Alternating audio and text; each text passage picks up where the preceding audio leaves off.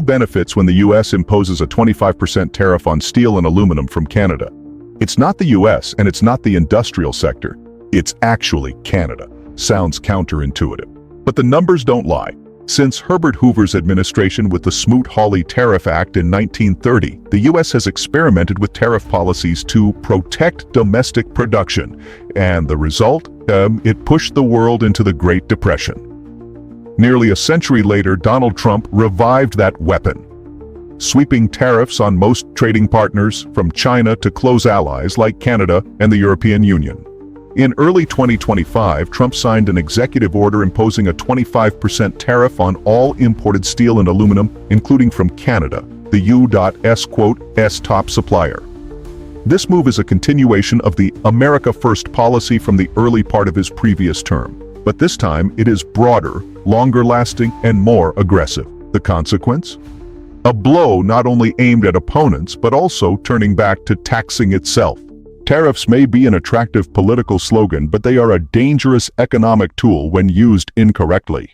In Q2 of 2025, according to data from the U.S. Department of Commerce, the average import price for construction steel rose by 17%, and aluminum by 23% compared to the same period last year. This price increase spread to consumer goods. From beer cans to car parts, everything saw a price hike. According to research by the Peterson Institute for International Economics, the tariffs imposed since 2018 have caused the U.S. to lose a net 300,000 manufacturing jobs due to increased input costs and disrupted supply chains. This version of Trump's 2025 tariffs is even worse. U.S. automakers like Ford and Stellantis have cut production, with Stellantis halting its Illinois assembly line and laying off 900 workers, according to an internal announcement on June 3, 2025. As for consumers, they are the ones who bear the final tax.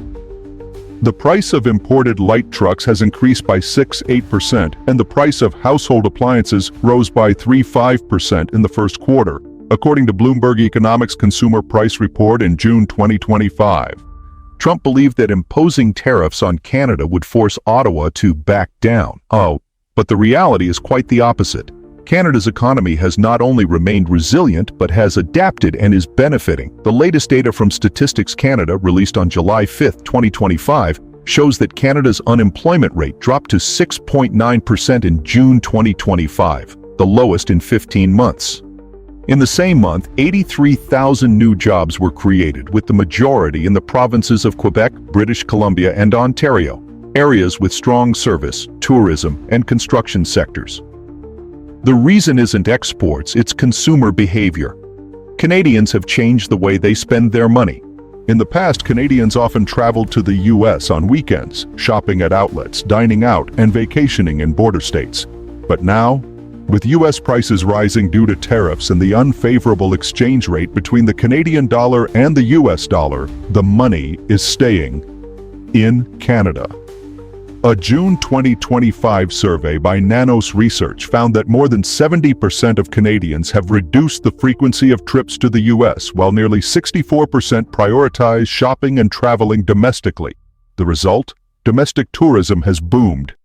In Montreal and Ottawa, hotels reported a more than 10% increase in room occupancy compared to the same period last year. Restaurants saw revenue rise by nearly 9%. Canadians are spending locally, creating jobs, increasing taxes, and helping Canada grow thanks to U.S. tariff policies.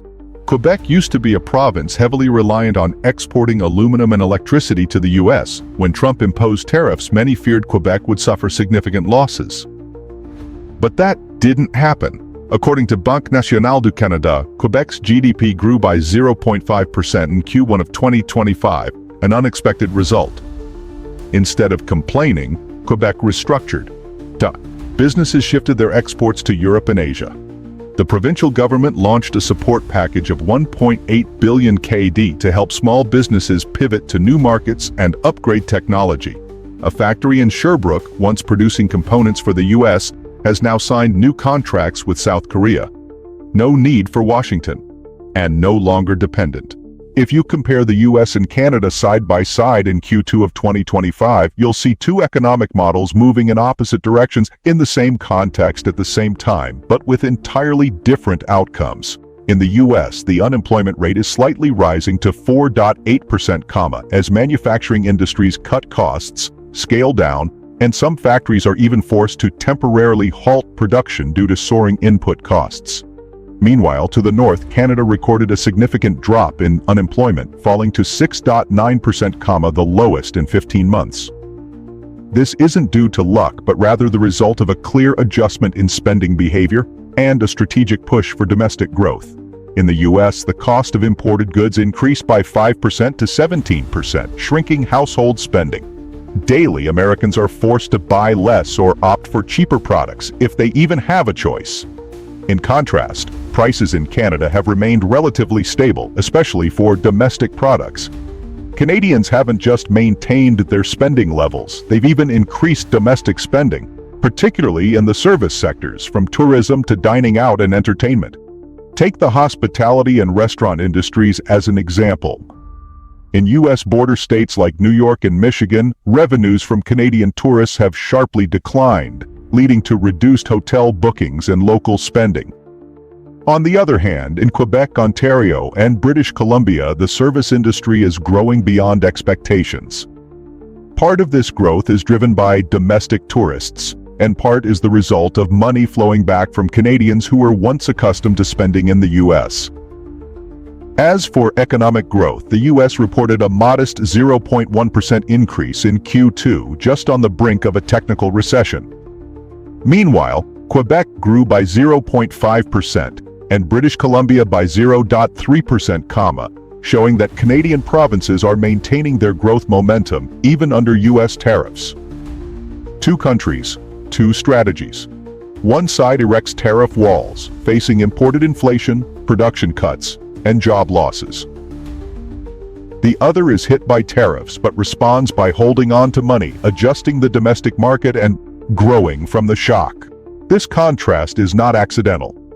It's the inevitable outcome of how each country chose to respond to a trade blow. Tariffs by nature are not a tool for creating value. They are merely a shield used to buy time. But if you use it too long, too broadly, and against the wrong targets, that shield will end up blocking your own path to growth. That's exactly what's happening in the U.S.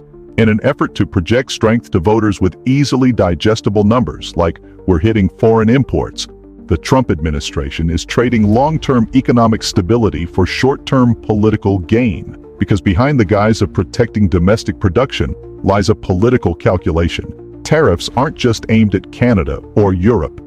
They're targeted at industrial states struggling with unemployment where Trump needs votes. But the price is steep.